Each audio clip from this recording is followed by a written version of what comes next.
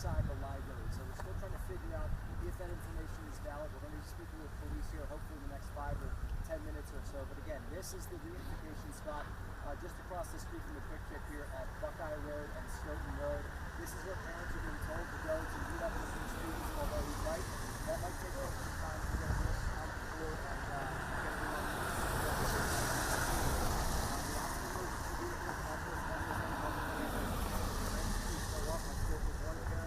who told me that they were doing terrified. They didn't know what to think here on the hospital were. He was just trying to rush over to get those recipients to get any information at all that he could get about his students' well-being right now. But again, parents experiencing their absolute worst day of their lives probably right now as they try to figure out exactly what's happening here. You can tell that he was going to be about 12:15, which is obviously any minute now. So we're still waiting on that. Hopefully we can get some as far as what is happening. But what we're looking at right now is we're looking at this health clinic. Just about a mile or so down the road from the public health clinic. Police officers, lots of paramedics. There's a fire truck in the parking lot as well as parents continue to file into the lobby there. Now this health clinic looking for any kind of answers. Police originally told us to come here as the media staging area to this health clinic. We parked in that parking lot, and then when they saw we had a camera, they told us that the media staging area is going to be at the Quick Trip, and they were hoping that parents were going to come here. I ran into a few parents who just didn't want to talk. Obviously, they are going through a lot right now, and they are just trying to show up and just figure out any information about their loved ones here at the Bundle Night Christian School. So we're going to stay here on the scene, hopefully speak with Madison police here very shortly. I saw the public information officer. She is on scene. She's usually the one who disseminates information to the media, which then we give out to you. So hopefully we can speak with her just a moment here, and we'll carry that press conference live as soon as that happens. So again, hopefully that happens any minute now. But reporting from the east side here on Tim.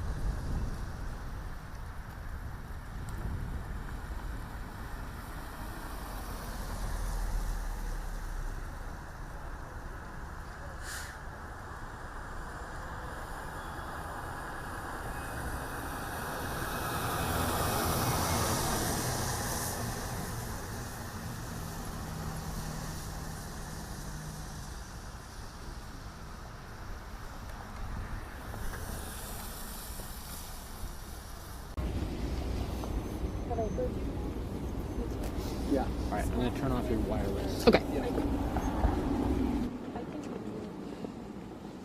I think we're waiting for Chief to come out the steps and for people to... He'll be here any second. I'm going to step right there. Cody, you're good where you are? Yeah. Cody, can you hold it? Thank you so much. Hold the other hand. Thank you.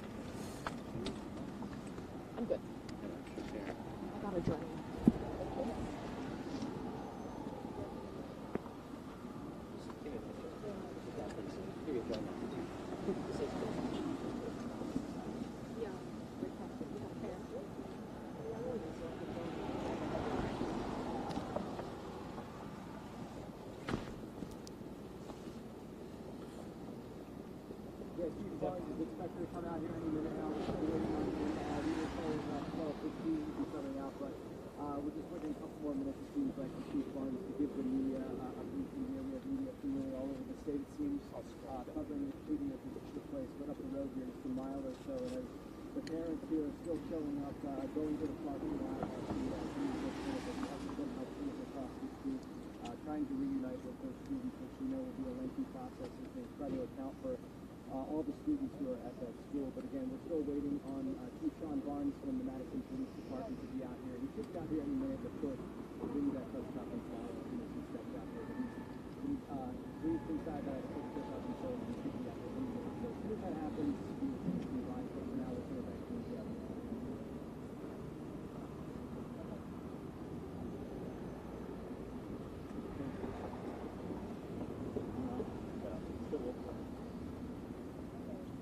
There's not a lot of cars coming in, so.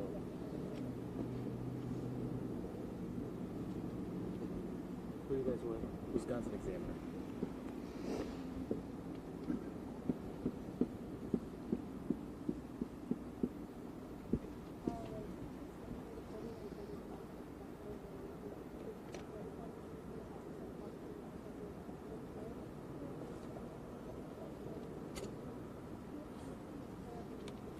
Okay.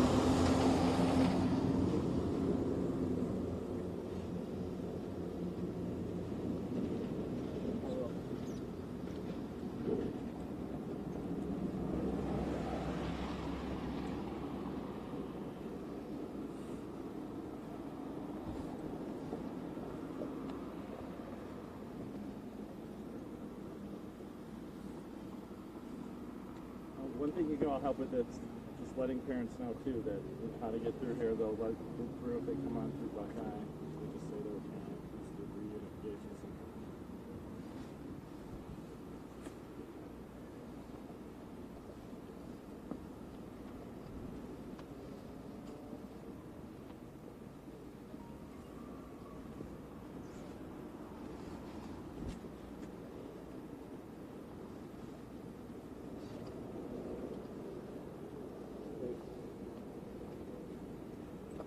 Yeah, do you know where to go?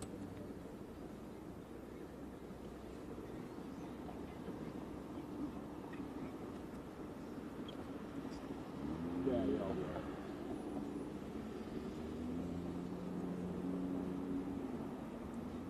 There's a quick trip down the road, something like Cody, are we in a box still? the desk, so I can't find it on the map, so we should have it, but it's very Cool. fun. We're in a box, so just hold the shot.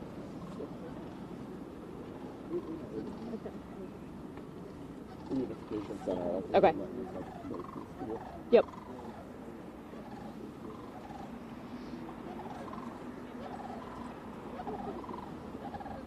Okay.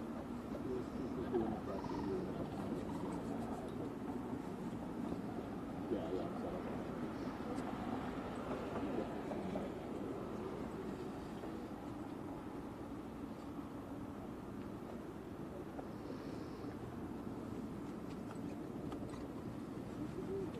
Okay. They're out of our box right now if you need to reset the shot, but otherwise, no worries.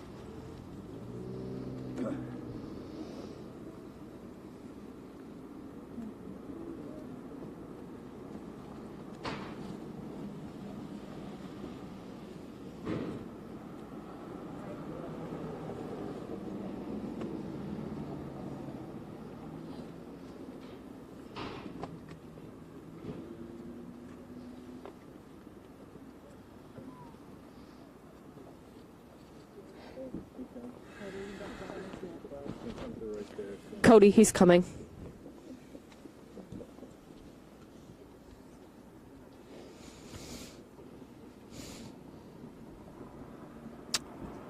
No, not quite. Making his way over.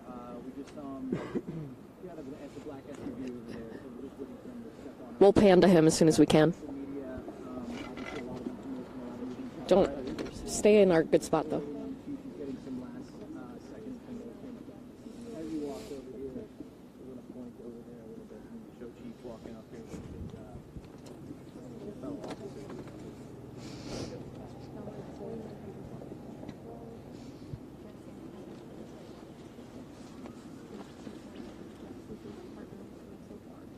Okay, we're ready?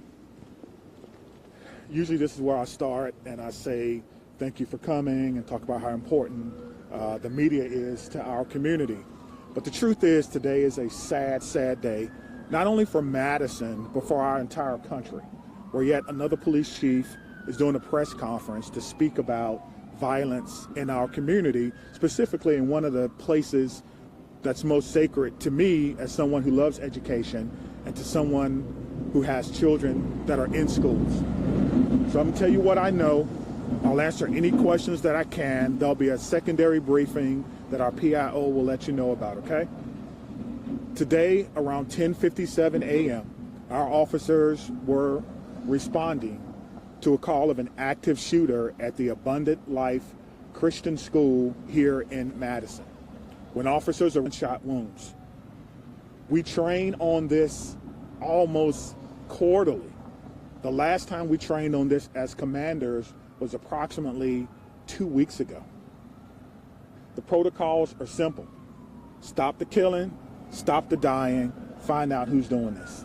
And the officers did that, and they did that adamantly. We had officers from around the county and around the state that came in support of this particular incident. Officers located a juvenile who they believe was responsible for this deceased in the building. Additionally, the officers began administering life-saving efforts to anyone who was wounded and making sure that those persons were transported. What we know is that a total of about 7 persons were transported from this scene to area hospitals for treatment. We know that at least 3 people have lost their lives, including a juvenile person.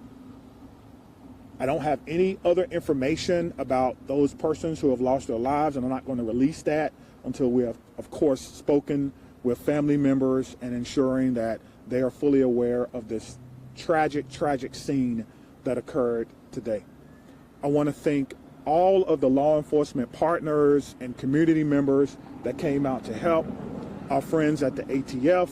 I've gotten calls from my friends at the FBI, the State Patrol, the Sheriff's Office, Monona Police Department, our fire department. It goes on and on and on. Because this is something that we all prepare for, but we hope we never have to do.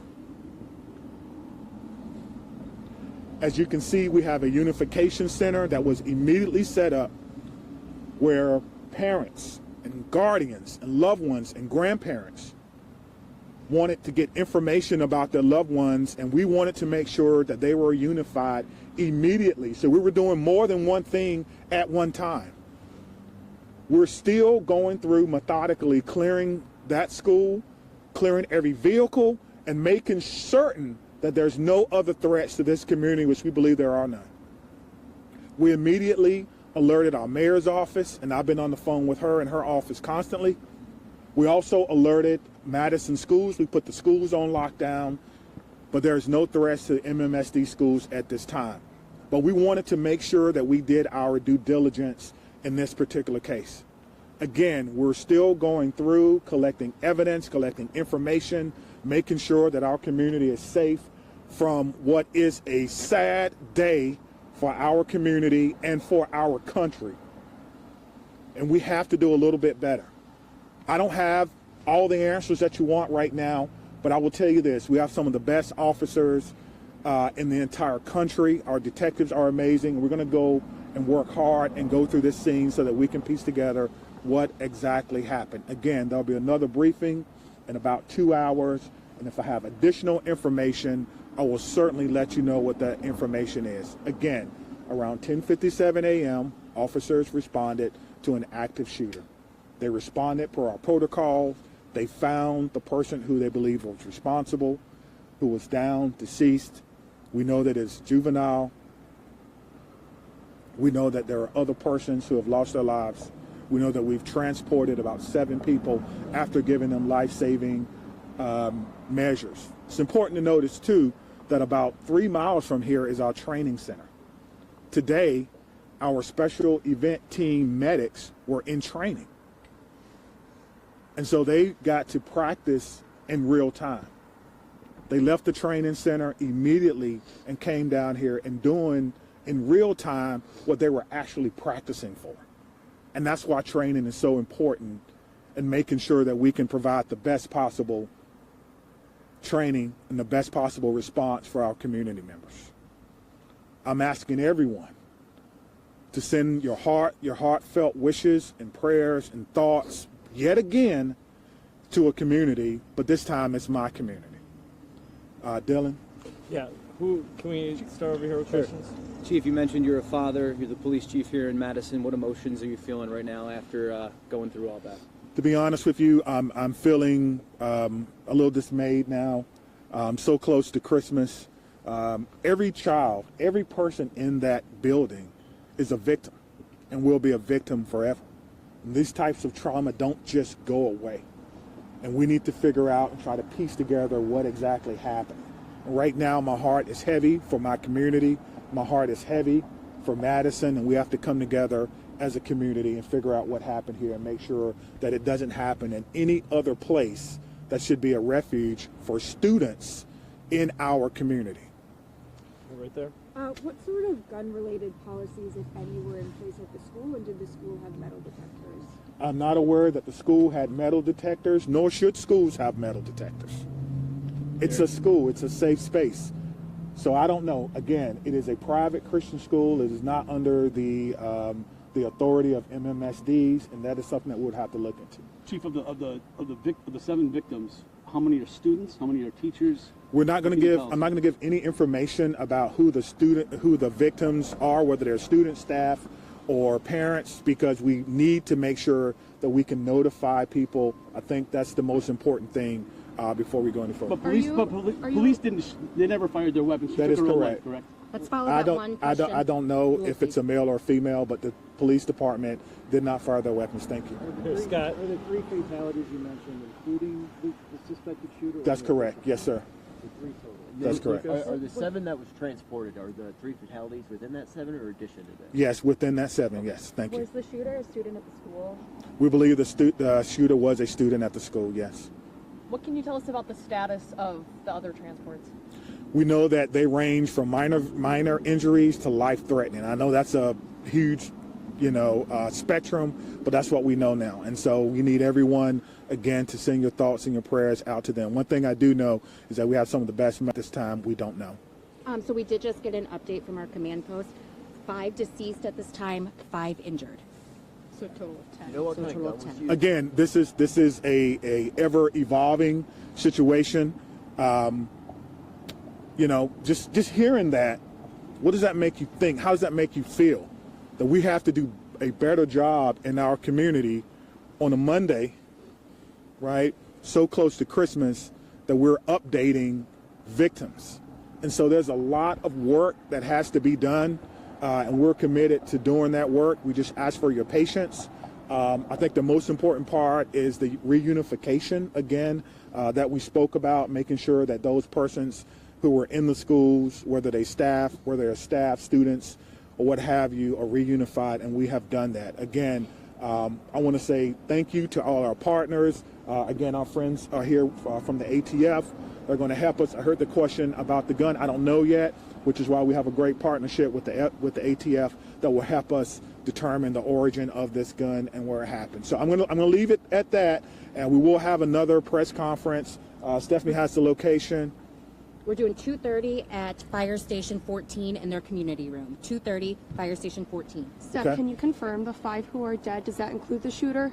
That doesn't include It the would, Are the yes. victims it would. students, teachers, a mix? Yeah, again, we're not going to talk notify about families. Don't that do that. until we notify all the families that may be involved. Again, this is Was this a 17-year-old girl? this is Was an this a 17-year-old girl trying to ever evolving situation, and we're trying to figure it out. What did you say, Has the man? school been cleared? Are all the students out of the school? The school has been through a secondary clearing. We're doing another one now with the help of bomb dogs, just in case.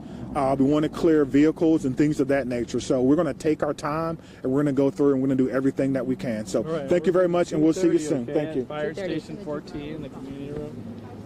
Are the students still in the school right now? They're out.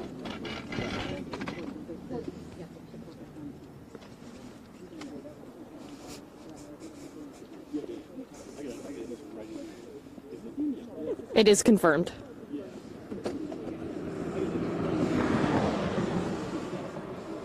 Yeah.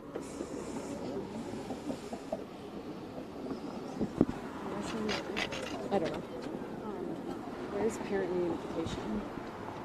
That. This is media, that's parent. Have you guys tried to go over there? We're not allowed. Probably get situated on the school or whatever.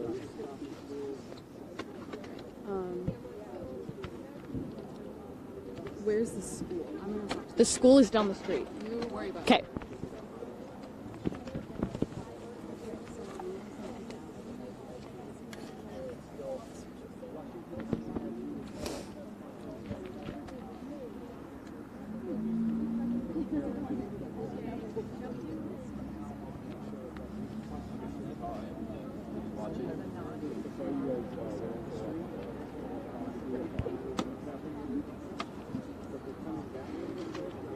Okay, I'll call in Madison.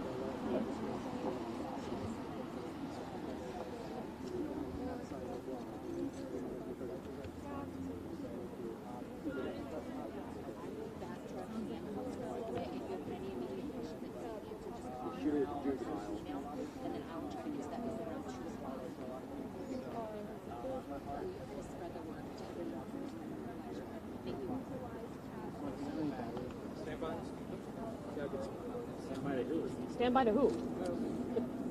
Well, that doesn't help. I know. Meryl. Going to Merrill.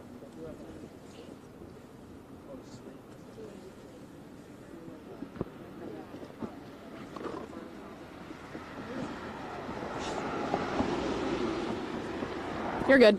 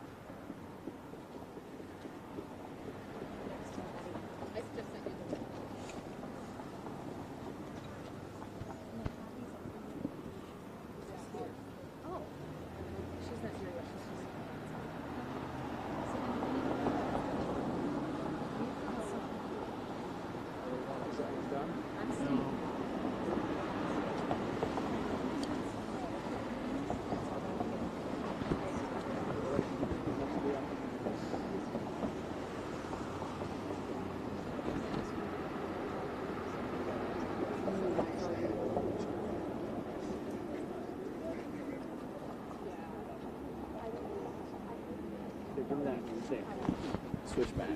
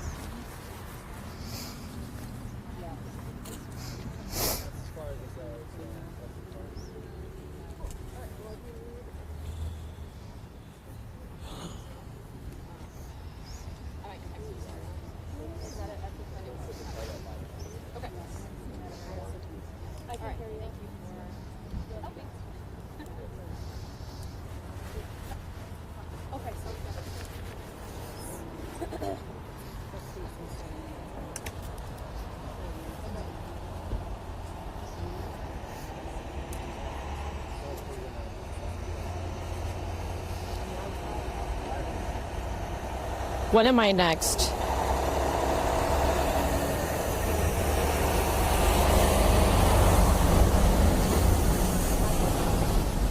Okay, I have to recall in my IFB because this phone's about to die, so give me a second. Okay, thank you.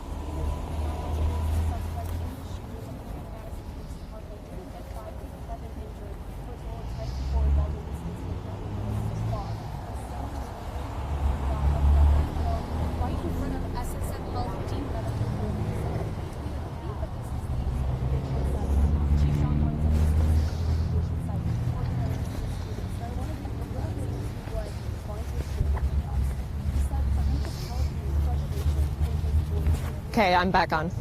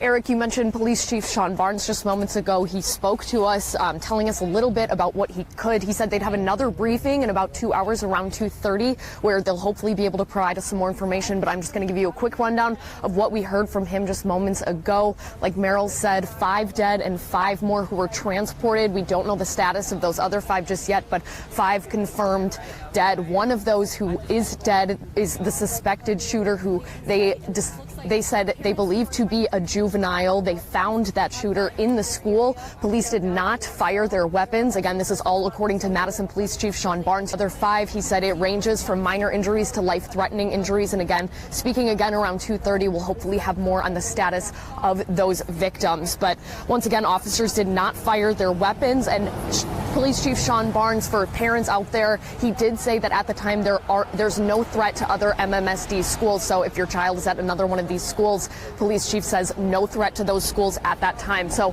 again, there will be another briefing soon. In the meantime, we're going to continue to stay on scene. The reunification center behind me. Find out